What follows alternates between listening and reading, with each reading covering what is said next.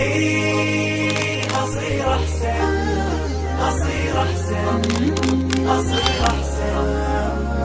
إيه أصير أحسن، أصير أحسن، أصير أحسن.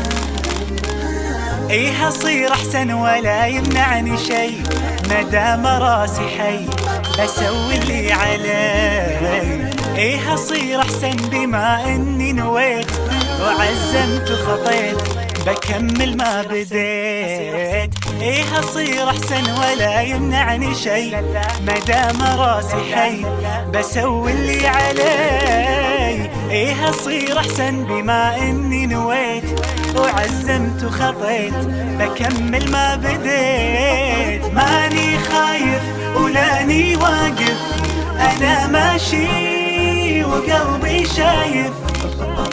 التحدي أدواه عندي حتى لو بصعب وأقسى مواقف.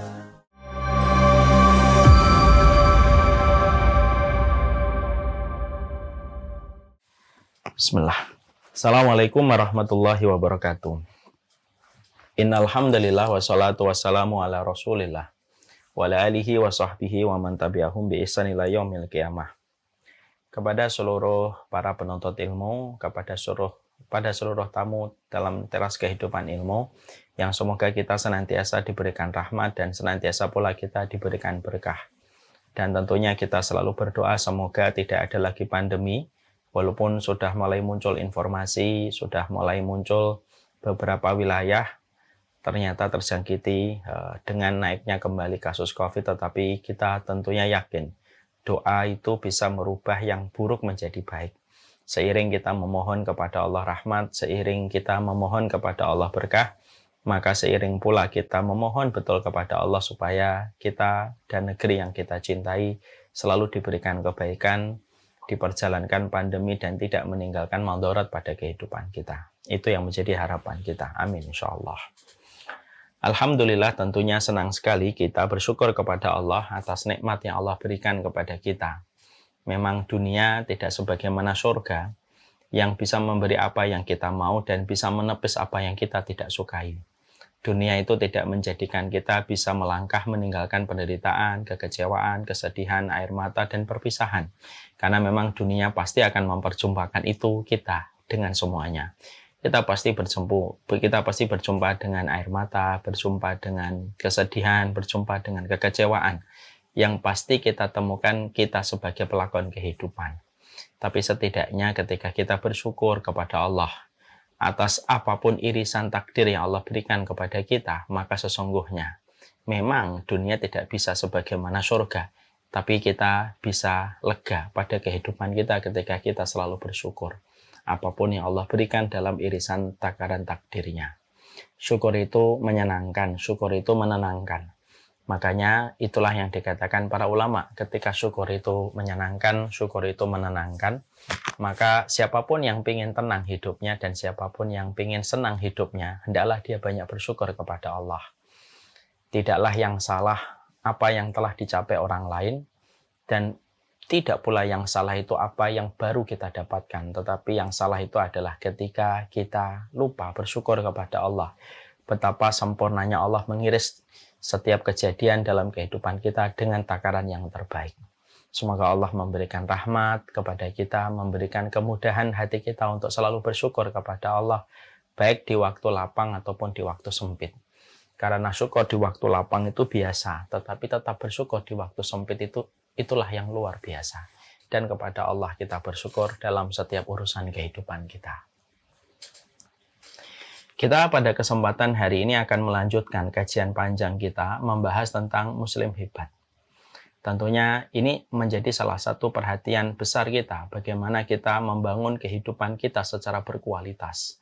Menjadi manusia itu biasa, tetapi menjadi manusia yang hebat untuk dirinya dan untuk keluarganya dan untuk masyarakat, maka inilah yang menjadi sebuah cita-cita kita. Seorang mukmin tidak boleh hanya sekedar hidup, itu tidak boleh. Dan itu yang disampaikan oleh Allah di dalam surat Al-Furqan 74. Wa ja'alna lil muttaqina imama. Ketika Allah mensifati ibadur rahman, Allah mensifati hamba-hamba Allah yang dikasihi olehnya, Maka salah satu karakternya hamba yang solih yang mendapatkan surga ketika di dunia, mereka itu selalu memohon kepada Allah supaya dijadikan pemimpin bagi orang yang bertakwa. Artinya, mereka adalah orang-orang yang luar biasa dalam kehidupan akhirat mereka, dalam kehidupan mereka. Nah, inilah yang menjadikan kita membahas tentang bagaimana Muslim hebat di dalam tapak kehidupan kita. Dan ini merupakan materi yang dibutuhkan oleh siapapun, karena musuh terbesar kehidupan kita itu ya diri kita sendiri. Dan membuktikan kualitas kita di hadapan Allah menjadi sebuah pencapaian yang terbaik kalau kita mampu memberikan yang terbaik pada kehidupan kita di hadapan Allah. Dan inilah yang menjadi salah satu di antara banyak alasan kenapa kita membahas tentang Muslim hebat. Karena kita sepakat, kita ingin menjadi orang yang terhebat bukan di mata manusia tetapi di hadapan Allah Subhanahu wa taala. Sekarang mari kita bahas. Kita masih membahas tentang bagaimana seorang Muslim yang hebat itu selalu melihat dan mendiagnosa kekurangan dirinya. Kemarin kita sudah membahas tentang sifat-sifat negatif pada diri manusia yang menempel pada fitrah kehidupan manusia. Diberikan sifat negatif itu bukan karena Allah tidak mampu memberikan sifat yang positif, tapi diberikan manusia pada fitrah penciptaannya memiliki sifat negatif untuk menjadi ujian bagi manusia. Apakah mereka mampu mengalahkan diri mereka sendiri, ataukah mereka justru kalah dengan diri mereka sendiri? Musuh terbesar diri kita itu adalah diri kita sendiri. Itulah musuh terbesar diri kita. Banyak orang yang mampu mengalahkan fulan, tapi belum tentu mampu mengalahkan dirinya sendiri. Dan kita terkadang suka mendolimi diri kita sendiri. Makanya dikatakan di dalam banyak sekali ayat walakinnahum yadlimun. Tetapi manusia itu suka mendolimi diri mereka sendiri. Dan itulah yang menjadikan kita supaya kita tidak masuk pada kategori mendolimi diri kita sendiri. Berarti kita harus mengenal potensi keburukan pada diri kita, lalu mengalahkan potensi keburukan yang ada pada diri kita dan kita rubah dengan potensi ketaatan ketika kita mengubah setiap ujian menjadi sebuah kebaikan ketika mampu mengendalikan keburukan diri sendiri. Saya sudah sering menyampaikan di dalam banyak kesempatan, tidaklah membahayakan musuh dari luar selama kita mampu mengalahkan musuh dari dalam diri kita sendiri. Biasanya itulah yang menjadi sebuah pesan tegas dalam kehidupan. Perusahaan itu terkadang yang berbahaya bukan kompetitornya, tetapi yang berbahaya itu ya loyalitas para pekerjanya dan para karyawannya. Karena ketika perusahaan tidak memiliki loyalitas dari para karyawannya, maka tentunya perusahaan itu tidak akan mampu berkembang. Terkadang kompetitor itu biasa, tetapi yang membahayakan itu adalah dari dalam sendiri. Nah, itu pula yang sering kita jumpai di dalam bahasa motivasi yang sering kita dengar, sering kita baca. Mengalahkan diri sendiri itu merupakan hal yang paling terberat pada kualitas kehidupan kita. Nah, inilah yang menjadikan kita memahami. Kita kemarin sudah memahami bagaimana sifat bakhil, tergesa-gesa, terburu-buru, berpikir yang negatif, itu merupakan bagian dari sifat-sifat buruk manusia. Yang tentunya kita harus berusaha mengubahnya. Dengan frekuensi, misalkan dari frekuensi yang negatif menuju kepada frekuensi yang positif ketika kita memahami ilmunya. Dan itulah yang sudah kita pelajari. Sekarang kita akan menuju kepada kekurangan diri manusia. Yang berikutnya, setelah ada kata bakhil, berpikir yang negatif, suka terburu-buru, pelit, dan lain sebagainya yang sudah kita bahas, maka para ulama lalu mengatakan dan menjelaskan berikutnya. Salah satu di antara potensi keburukan yang dimiliki oleh manusia adalah mereka memiliki syahwat terhadap lawan jenis. Yang apabila syahwat ini dilampiaskan tanpa mengenal kendali dan kontrol, maka akan menjadi sebuah kerusakan pada kehidupan manusia. Mari kita bahas. Tentunya kita memahami betul bahwasanya manusia itu memang dijadikan oleh Allah berpasang-pasangan. Sebagaimana setiap penciptaan Allah itu berpasang-pasangan. Ada kehidupan siang, ada pula kehidupan malam. Ada kehidupan jantan, juga ada kehidupan betina. Ada kanan, juga ada kiri. Sebagaimana proses penciptaan manusia, ada manusia yang diciptakan laki-laki dan ada manusia yang diciptakan oleh Allah sebagai perempuan. Tentunya ketika Allah menciptakan laki-laki dan perempuan, selain untuk menciptakan keharmonisan dalam proses penciptaan Allah, karena kita tidak bisa bayangkan kalau di dunia ini hanya diisi laki-laki. Dan tentunya sebaliknya pula, kita tidak bisa bayangkan kalau di dunia ini hanya diisi dengan perempuan. Makanya Allah ciptakan keharmonisan, ada laki-laki dan perempuan yang Allah ciptakan. Selain menciptakan keharmonisan pada proses penciptaan alam semesta, maka sesungguhnya penciptaan laki-laki dan perempuan merupakan bagian dari sebuah ujian dan fitnah yang Allah berikan pada kehidupan hamba yang beriman. Apakah mereka mampu menepis ujian pada lawan jenis, lalu tetap taat kepada Allah, ataukah justru kita menjadi orang yang mengobral syahwat kita, lalu akhirnya tercebur kepada perkara yang dimurkai oleh Allah. Dan itu yang kita harus pahami tentang proses penciptaan alam semesta yang berpasang-pasangan termasuk laki-laki dan perempuan. Maka ketika Allah menciptakan laki-laki dan perempuan dengan sebagai ujian, maka Allah juga menciptakan syahwat yang menempel pada diri kita. Semua diri kita memiliki syahwat. Bahkan orang yang beriman pun memiliki syahwat. Bahkan para nabi dan para rasul pun memiliki syahwat. Yang biasa disebut dengan kata hawa nafsu. Tidak ada manusia di atas muka bumi ini, entah itu nabi, entah itu rasul, kecuali mereka pasti memiliki syahwat. Cuma bedanya antara orang yang beriman dan fajir, orang yang fajir itu orang yang berdosa, maka perbedaannya itu simpel. Orang yang beriman, ketika mereka memiliki syahwat dan hawa nafsu, mereka merubah hawa nafsunya dan melampiaskan hawa nafsunya pada kerangka yang diridhoi oleh Allah, yaitu dengan syariat yang bernama pernikahan. Adapun orang yang fajir, orang yang banyak dosa dan orang yang banyak maksiat, maka mereka melampiaskan syahwat itu pada tempat yang diharamkan oleh Allah. Mereka mengenal kata selingkuh, mengenal kata zina, mengenal kata perselingkuhan di dalam kehidupan mereka tanpa mengenal sebuah pernikahan. Dan itulah yang menjadi salah satu jurang kerusakan kehidupan manusia.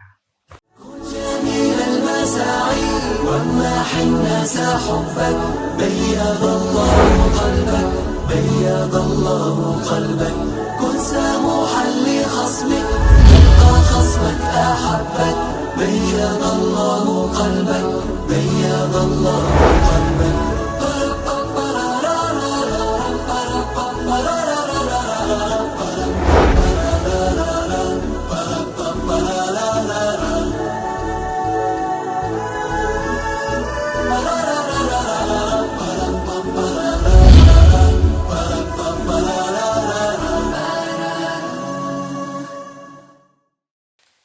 Makanya setelah kita memahami ini, bahwasanya salah satu di antara potensi keburukan kita, yaitu adalah adanya syahwat dan kita dijadikan pandangannya indah untuk melihat lawan jenis, maka salah satu di antara manajemen kehidupan manusia itu bukan hanya mengatur bagaimana intelijensi dia, bagaimana IQ dia, tapi bagaimana harusnya dia mengatur posisi hatinya ketika dia berhadapan dengan lawan jenis, ketika setiap dari kita memiliki potensi melakukan keburukan atas fitrah hati manusia ketika senang dengan lawan jenis.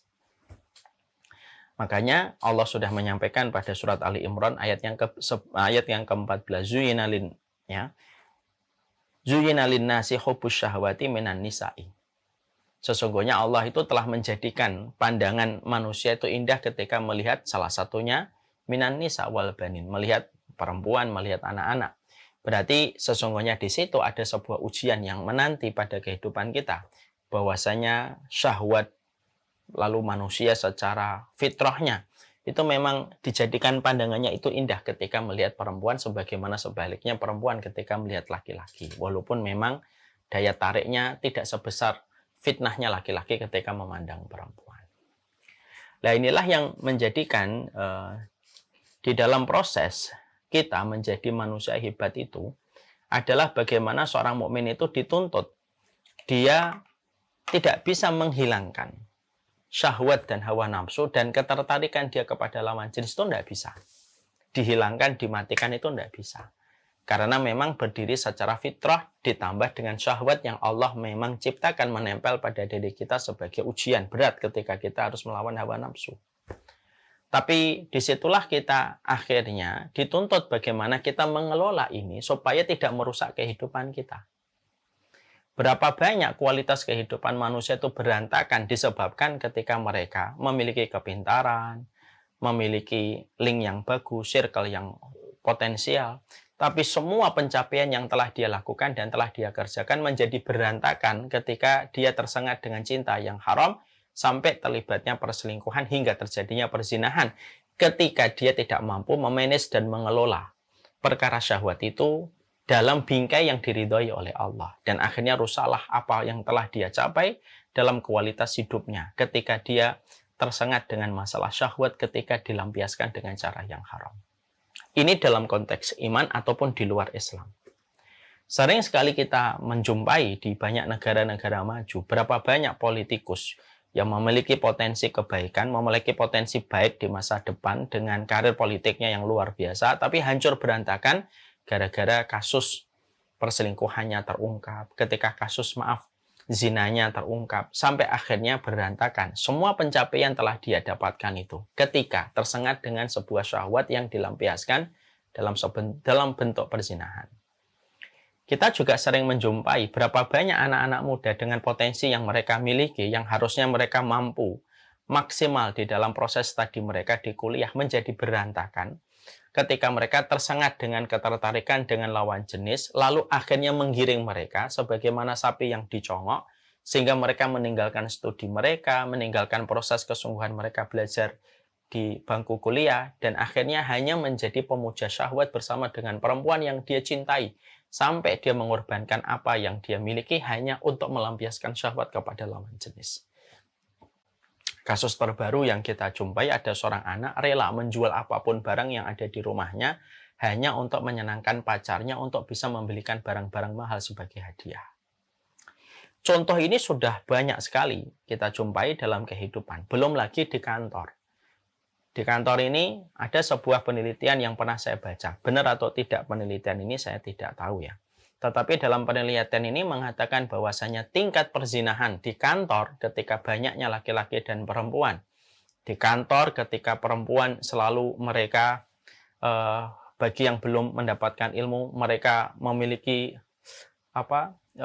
tampilan yang mempesona, dan banyak laki-laki walaupun sudah memiliki pasangan, mereka akhirnya tergiur dan tergoda, dan terjadilah sebuah perkara perzinahan dan perselingkuhan.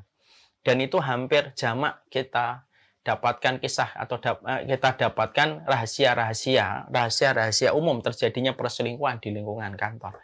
Dan akhirnya kualitas laki-laki itu bersama keluarganya hancur, kualitas wanita itu bersama dengan keluarganya pun hancur disebabkan karena tersengatnya masalah syahwat ketika syahwat ini tidak diantisipasi dan tidak diwaspadai, bisa menjadi musuh yang merusak kualitas kita di dalam kehidupan. Syahwat itu akan menjadi sebuah kebaikan ketika kita mengendalikan. Maka kedudukan syahwat yang dikendalikan sebagaimana kuda yang terlatih. Dia bisa mendorong orang itu dalam kebaikan dengan syahwat yang dia miliki ketika dia mampu mengendalikannya. Kuda itu liar sekalipun, kalau sudah dikendalikan, maka kuda itu bisa berlari kencang kemanapun yang diinginkan oleh penunggangnya. Tapi ketika syahwat itu dibiarkan, maka syahwat itu bisa menjadikan manusia yang membiarkan syahwat dan tidak mencurigai syahwat yang ada pada dirinya, tidak waspada terhadap fitnah pada dirinya, terhadap lawan jenis, maka akhirnya pelakunya sebagaimana sapi yang dicongok hidungnya, dan dia akan mengikuti setiap tarikan-tarikan dari tali itu yang mengarahkan dia. Dan akhirnya dia hanyalah menjadi sesuatu yang terjajah dengan hawa nafsunya. Makanya yang kita bangun dari penjelasan para ulama di sini itu apa? Inilah pentingnya. Yang pertama, bagi kita selalu waspada. Bahwasanya lawan jenis itu merupakan bagian dari sebuah harmonisasi kehidupan, tetapi berpotensi bisa menjadi sebuah musibah pada kehidupan kita.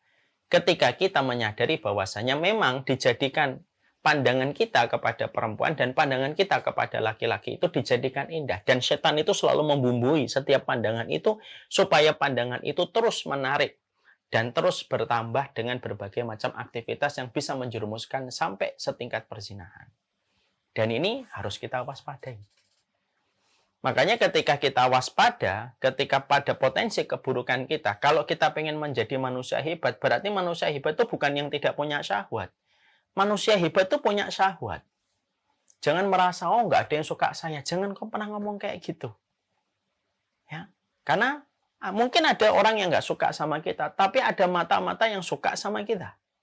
Tapi dengan kita mengkaji ini, ketika para ulama menyampaikan salah satu di antara musuh di dalam diri kita dan persoalan yang terus ada pada kehidupan manusia itu adalah dia harusnya waspada bahwasanya setiap manusia itu memang memiliki sebuah fitnah, ketertarikan kepada lawan jenis. Kalau kita waspada, berarti kita tahu bagaimana bersikap dan bagaimana kita menarik gas atau kemudian menekan pedal rem dalam kehidupan kita ketika kita waspada terhadap fitnah ini.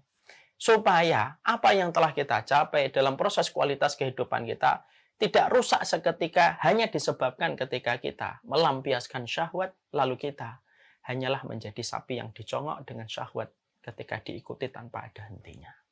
Itu akan rusak. Makanya disitulah kita akhirnya paham. Ini poin yang pertama. Jadi waspada terhadap syahwat diri kita itu penting. Kalau tidak kita waspada terhadap syahwat diri kita, kalau kita selalu merasa berada pada zona nyaman, bahwasanya oh nggak apa-apa kok, oh cuma teman. Berapa banyak perselingkuhan dan berapa banyak perzinahan itu dimulai dari sebuah kata menghibur pada zona nyaman hatinya. Oh cuma teman kok. Lalu kemudian terjadilah sebuah proses yang besar. Karena zina itu tidak dimulai dengan langsung perzinahan. Zina itu dimulai dari sesuatu yang sederhana. Ketertarikan yang dimulai dari sebuah perkara-perkara remeh yang terus bertambah dan bertambah ketika setan memberikan bumbu penyedap terhadap racun pada syahwat yang dilampiaskan. Jadilah rusak. Berapa sering kita mendengar ada seorang bapak sudah punya anak 3, 4, masih terjadi perzinahan yang akhirnya merusak kualitas dia bersama anak-anaknya. Ini saya saksikan sendiri. Ada sebuah kisah nyata. Ada anak, hubungannya dengan bapaknya baik selama ini. Tapi ketika dia pernah membaca bagaimana bapaknya dalam satu chat yang bocor, dibaca sama anaknya, ternyata bapaknya berzina dengan seorang perempuan. Remuk itu hatinya. Hati anaknya itu remuk. Dan akhirnya dia kemudian merasa jijik dengan bapaknya. أكون بالقيم العظيمة جدولا نسقي الحياة محبة وفعالا هي هكذا قيم النجاة تحثني فأخوض فيها للنجاة نزالا هي هكذا قيم النجاة تحثني فأخوض فيها للنجاة نزالا لا تسأل المقدام عن سبل العلا ستراه طيرا بالعزيمة جاء أسمو وأجتاز السماء جلالا فأزيد أسراب الغيوم جمالا وألون الدنيا بأجمل بسمة وأكون للخير العميم مثالا. Dan itu kasus ini semakin besar. Terutama hari ini ketika kita hidup pada zaman ketika syahwat itu diperturutkan. Lalu dibingkai, lalu dipackaging, lalu diberikan kemasan yang indah. Sampai kemudian sampai kita tidak merasa bahwasanya kita berada pada sebuah tarikan syahwat yang luar biasa. Lalu pelan tapi pasti. Kalau kita tidak waspada, merusak semua pencapaian yang telah kita dapatkan dan telah kita peroleh. Disebabkan karena perzinahan ketika melampiaskan syahwat. Nggak usah bicara iman, Pak. Orang yang tidak beriman aja bisa rusak gara-gara kasus perzinahan. Kita tentunya ingat ya, memori kita. Negara superpower ketika presidennya pernah terlibat kasus perzinahan, ramai rakyatnya. Padahal mereka tidak beriman kepada Allah dan Rasulnya. Karena itu basic dalam fitrah kehidupan normal itu apa? Ya, kita paham syahwat itu harus ditempatkan pada tempatnya dan tidak boleh ditempatkan di luar tempatnya.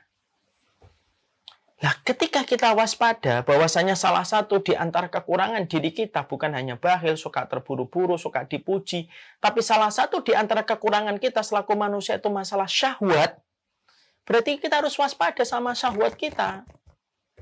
Dan harus senantiasa curiga terhadap pergerakan syahwat kita ketika sudah mulai mengarah ke sana dan mulai mengarah ke sini. Seneng, sudah mulai nyari handphonenya, padahal kita memiliki pasangan yang halal. Lalu kita suka memberikan alasan untuk diri kita, enggak apa-apa kok, cuma chit-chat aja di WhatsApp. Lalu terus berlanjut sampai akhirnya terjadilah sebuah perkara besar. Dan itu dimulai ketika kita lengah bahwasanya kita berada pada daerah lemah kita. Ketika sudah ada syahwat yang membara. Maka syahwat itu ketika diperturutkan menjadi sebuah kerusakan besar pada kehidupan manusia. Ya, makanya Masya Allah, mewaspadai titik lemah kita itu penting. Ya. Karena Rasulullah SAW sudah mengatakan kepada kita, tidak ada fitnah terbesar yang aku tinggalkan kepada kalian kecuali adalah fitnah perempuan. Sebagaimana ketika perempuan sedang jatuh cinta atau senang sama laki-laki, maka itu juga fitnah terbesar dia. Dan akhirnya, disitulah pentingnya bagi kita untuk selalu curiga sama potensi keburukan pada syahwat yang menempel pada diri kita. Syahwat itu ada. Hatta sekelas Nabi pun mereka memiliki syahwat. Kalau manusia tidak memiliki syahwat, bagaimana mereka bisa punya anak?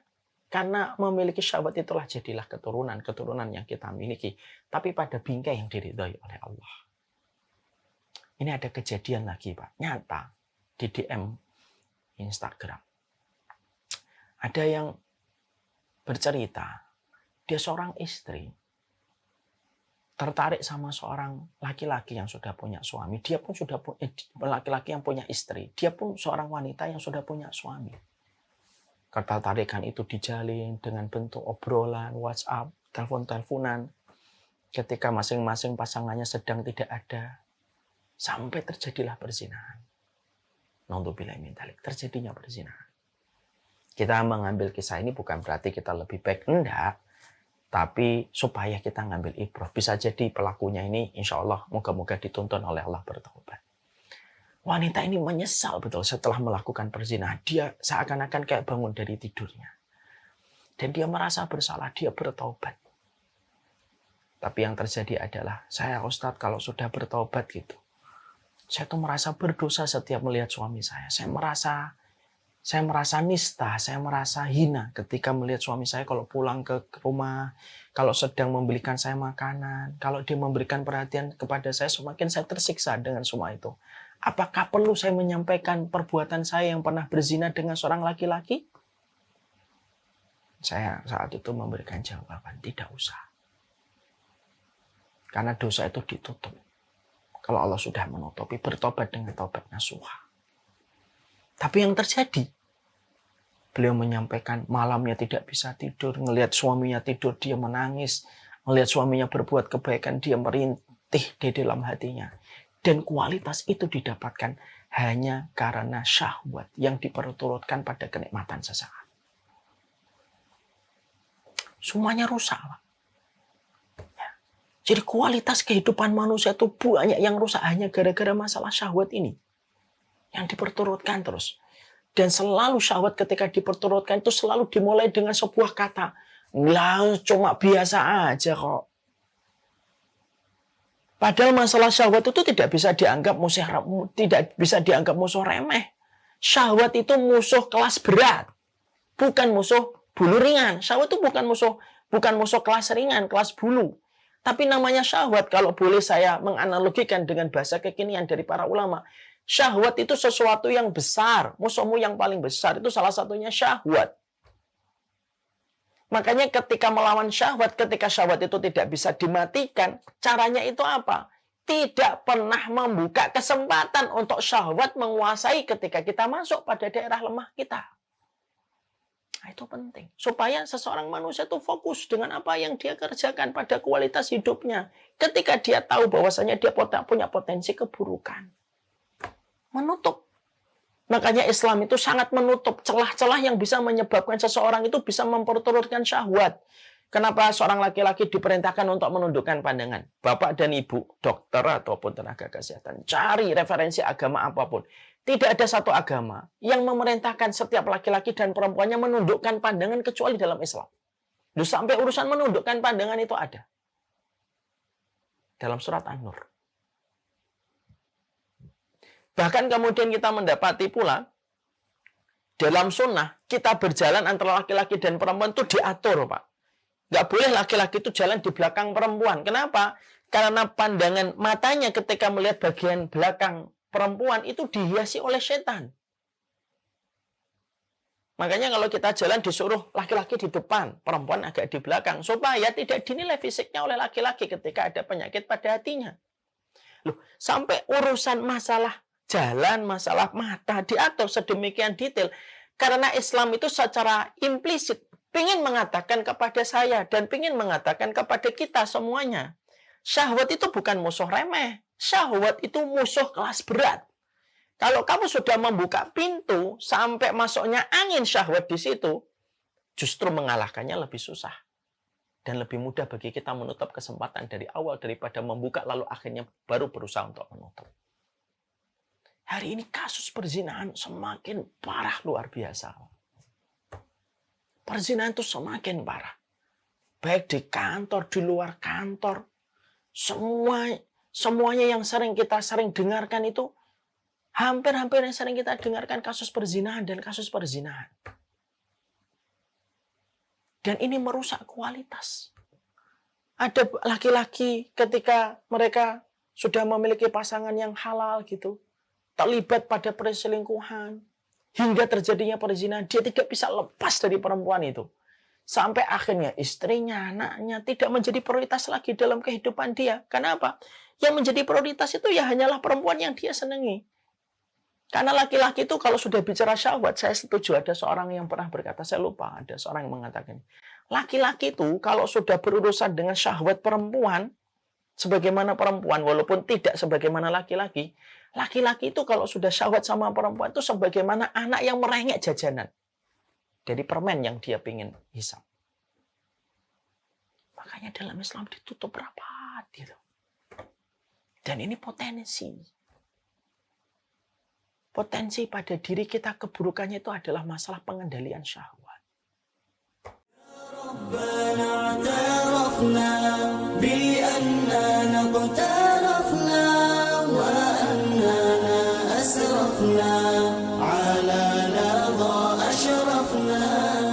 فتب علينا توبة تغسل كل حوبات واستر لنا العورات وآمن الروعات اغفر لوالدينا ربي ومولودينا والأهل والإخوان وسائر القلان. اعترفنا بأننا اقترفنا وأننا أسرفنا على لظى أشرفنا.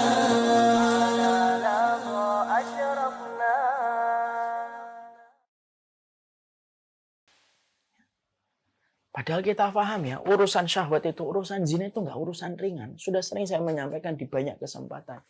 Orang kalau sampai terjadinya perzinahan, az-zina dainun wa qada'uhu fi ahlihi. Zina itu utang.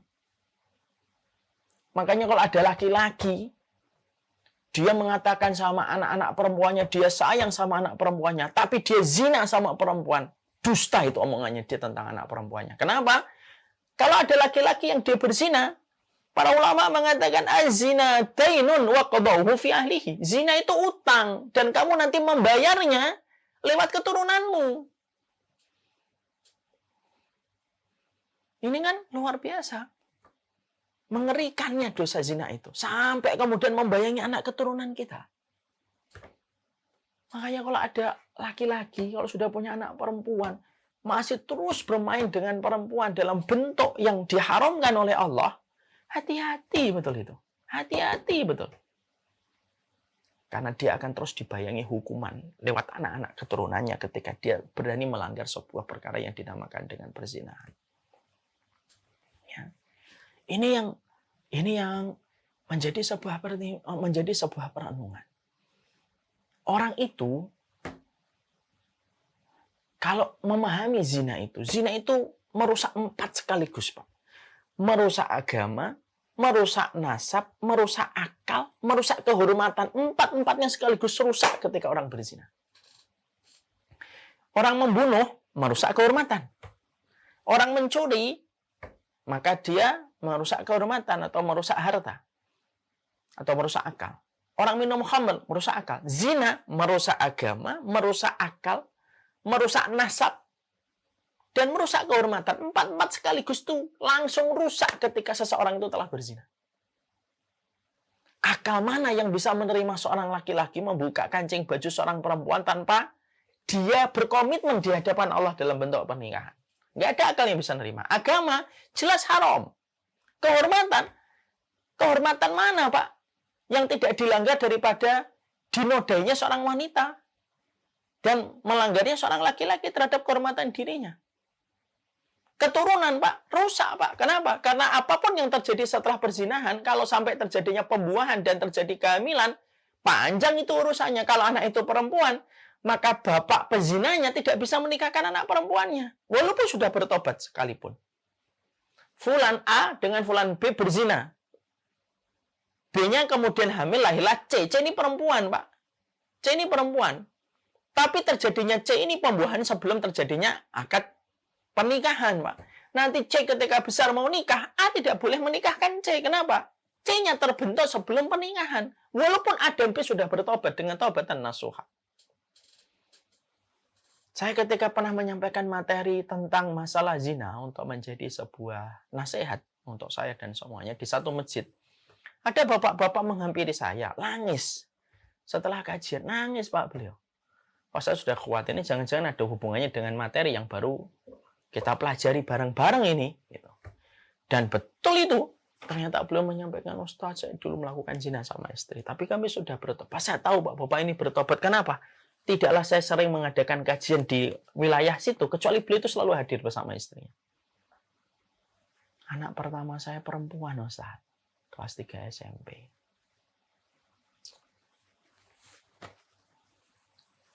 Kelas 3 SMP anak perempuan saya, Ustaz. Apakah nanti saya kalau anak perempuan saya nikah, saya tidak boleh menikahkan anak saya? Saya bilang tidak boleh, Pak. Nangis beliau. Saya sudah taubat, Ustaz, sama istri saya. Saya tahu, Pak. Tapi saya tanya, anak Bapak yang pertama ini terbentuk sebelum Bapak ijab kabul kan? Iya, Ustaz. Istri saya hamil 3 bulan baru saya nikah dengan istri saya sekarang. Dia terbentuknya di luar akad, Pak. Apapun yang terbentuk di luar akad, tidak bisa kita bertanya hukumnya di hadapan Allah. Dan itu sekaligus pula menjadi sebuah pembelajaran keras dan tegas dari Islam. Jangan pernah dekat dengan perzinahan. Terutama bapak-bapak yang memiliki anak perempuan. Hancur, Pak. Semuanya akan hancur karena syahwat ini. Dan ini merupakan sesuatu yang lebih kita waspadai daripada suka tergesa-gesa, berpikiran negatif, bakhil, pelit yang sudah kita pernah bahas. Ini musuh terbesar diri kita itu syahwat. Makanya maaf ya, kita pernah mendengar satu psikolog mengatakan, sampai syahwat pandangan mata saja ketika melihat porno, akibat yang efek damage-nya yang ditimbulkan dari tayangan porno itu lebih berat daripada narkoba. Karena berapa sel yang rusak itu di otaknya, dan itu jauh lebih masif daripada yang ditimbulkan dari narkoba. Tuh lihat syahwat, Pak. Baru mata ini, belum kemaluan. Sudah senipingan beratnya. Dan itu menjelaskan kepada kita sekaligus memberikan kepada kita waspada dan curiga terhadap syahwat kita sendiri itu penting sekali. Lalu jangan kita merasa nyaman. Oh nggak apa-apa kok, cuma temen. Masuk ke dalam kamar-kamar kita lewat apa yang digenggam di handphone kita. lalu kita tidak mewaspadai musuh kita lagi mengintai kita dari dalam tubuh kita sendiri, Pak. Musuh dari luar itu kalau mau mukul kita, kita waspada, Pak. Yang sering kita tidak waspada itu kan dari dalam, kan. Wah, dia begini, wah dia begini, wah dia begini, wah cocok nih buat kamu nih. Tidak apa-apa kok, cuma ngobrol. Dan akhirnya terjadilah apa yang terjadi dari apa yang kita khawatirkan ketika syahwat itu dibiarkan. Zina itu perkara besar, tidak pernah menjadi perkara kecil dan tidak pernah menjadi perkara jamak. Walaupun hari ini 1000 manusia menghalalkan perzinahan, dia tidak pernah menjadi halal di hadapan Allah dan orang yang beriman. Walaupun 1 miliar manusia menghalalkan perzinahan, dia tidak pernah menjadi halal di hadapan Allah. Tidak ada air yang paling najis yang tumpah kecuali air yang tumpah sebelum terjadinya ijab qabul. Dan tidak ada rahim yang paling najis kecuali rahimnya seorang wanita yang terbasahi dengan laki-laki sebelum terjadinya ijab qabul. Walaupun semua manusia memandang itu biasa. Walaupun manusia tidak lagi memperdulikan zina menjadi sesuatu yang besar. Dan dianggap itu lumrah. Karena dia tidak pernah lumrah di hadapan Allah. Ya ilahal wujud qad sa'imtul. Jauhkanlah orang ini dari neraka, ya Allah. Ketika pandangan. Maka sesungguhnya Al-Quran itu memetakan orang-orang yang mereka tidak pernah ingat. Mereka rela terstruktur, terevaluasi di dalam proses mereka belajar. Macam peristiwa. Yang mana peristiwa itu satin orang. Maka kelak pada kehidupan di akhirat, mereka nanti lapor hisab kemudian mulai dilakukan. Maka ketika hisab itu sudah mulai dijalankan, tapi mereka tidak jahat, mereka tidak mendolimi. Tidak ada orang yang kebingungan dalam kehidupan di akhirat, kecuali kebingungan tidak pernah punya istri dan Allah tidak punya anak.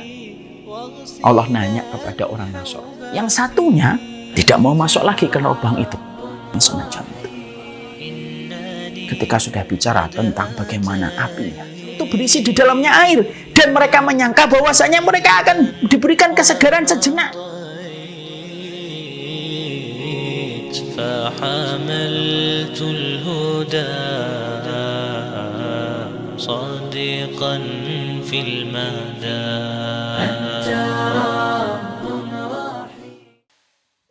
Ya. Hari ini kita hidup, Pak, dipaksa dan diframing untuk menerima zina. Alah, biasa. Orang yang melakukan zina tetap dipuja. Walaupun dia melakukan perzinahan.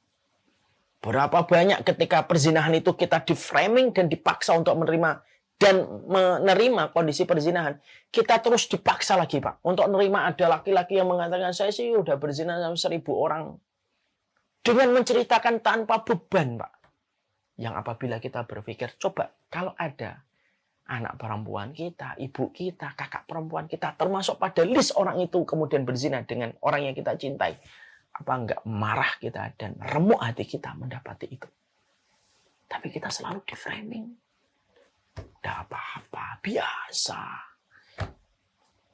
Kadang-kadang diimbuhi dengan kata-kata, oh, lebih baik zina sebelum nikah daripada sudah nikah zina. Memang ada pilihan semacam itu? Maka ini yang kemudian menjadikan kita berpikir keras. Orang yang berzina, jangan dicela. Betul, jangan dicela. Jangan dibully habis-habisan. Karena kita pun nanti kita khawatir akan diuji dengan ujian yang sama. Dan belum tentu kita itu mampu melewatinya. Tapi dari apa yang kita pelajari di sini, disinilah kita paham. Salah satu musuh terbesar manusia yang terkadang kita tidak waspada itu syahwat. Masuk kanan, masuk kiri, masuk ke dalam pikiran kita. Lalu memberikan sebuah excuse bagi kita kalau kita melakukan sesuatu. Dan terus sampai puncaknya terjadilah apa yang dibenci oleh Allah setelah kesyirikan, perzinahan. Ya, berapa banyak keluarga yang rusak berantakan gara-gara perzinahan. Ketika seorang ayah yang mereka banggakan ternyata jatuh dalam perzinahan. Seorang anak yang tadi cerita remuk ketika melihat bapaknya melakukan perzinahan. Remuk. Dan dia gelap melihat masa depan itu ketika membaca chattingan bagaimana bapaknya terlibat perzinahan. Belum lagi seorang wanita, seorang anak apabila mendapati seorang ibu sampai berzina. Itulah yang kita harus bangun. Kita hidup di masa orang menghalalkan kembali perzinahan. Padahal perzinahan tidak pernah menjadi halal di hadapan Allah. Tidak pernah menjadi halal kapanpun sampai matahari terbit dari arah barat. Syahwat inilah yang kemudian mengkhawatirkan, yang masing-masing dari kita memiliki. Potensi keburukan ini memiliki. Setiap orang, setiap laki-laki, mau dia hafid Quran, mau tidak hafid Quran, dia punya potensi keburukan ini. Yaitu terhadap syahwatnya. Tinggal bagaimana potensi ini bisa menjadi perbuatan dosa itu ya tinggal bagaimana kita memanagenya. Makanya saya sering nasihatin diri saya sendiri. Kalau kita berhadapan dengan seorang lawan jenis, dan itu merupakan titik lemahnya kita, jangan pernah masuk pada ring yang itu menjadi titik lemahnya kita. Kenapa? Sekalinya kita masuk ring, babak belur kita tidak akan menang. Dan itulah yang kemudian kita harus sama-sama memahami. Ini materi berlaku untuk semuanya. Mau dia ngaji, mau dia ustadz, mau dia bukan ustadz, berlaku umum, Pak. Bahwasanya waspada dan curiga terhadap syahwat itu merupakan perkara yang bisa menjadikan kualitas kehidupan kita membaik. Berapa banyak pemimpin-pemimpin dunia rusak gara-gara kasus perzinahan. Padahal mereka pemimpin dunia dalam batasan tidak beriman sama Allah dan Rasulnya. Apalagi bagi orang yang beriman. Curiga terhadap syahwat itu penting. Curiga terhadap syahwat yang kita miliki itu besar. Di dalam menunjang kualitas kehidupan kita. Wassallallahu ala nabiyina Muhammad walhamdulillahirabbil alamin. Ini yang dapat kita sampaikan dan yang kita pelajari hari ini, salah satu di antara keburukan dan kekurangan diri manusia itu apa? Bukan hanya bakhil, berpikiran negatif, bukan hanya terburu-buru, suka dipuji, tapi salah satu hal yang sangat diwaspadai dalam kehidupan kita, syahwat yang menempel pada diri kita yang tidak bisa dibunuh kecuali dimanage.